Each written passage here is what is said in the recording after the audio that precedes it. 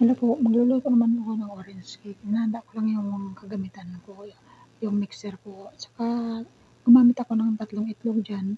At saka 3 orange din na fresh. Tapos baking powder, oil, saka flour.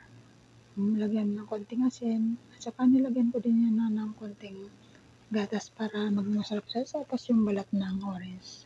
Ginagad ko at inahalo ko yan. Alam niyo, mahirap mag-video.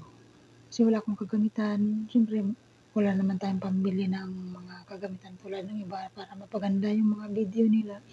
Kasi nag-umpisa lang tayo. Kulang pa nga yung sahod ko ipadala sa Pinas kasi may anak din ako nag-aaral dalawa kaya napakahirap din. At saka kailangan ko din ako dito sa ibang bansa para makaahon din sa kahirapan. Wala naman tayong magagawa kung hindi tayo magsisikap, wala din tayong mahihita. Kailangan din natin na magtrabaho para meron tayong makain.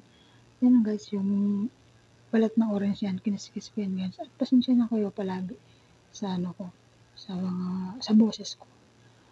At salamat din sa inyong panonood na wala sumusuporta sa akin. At saka papalo sa akin. Yan lang.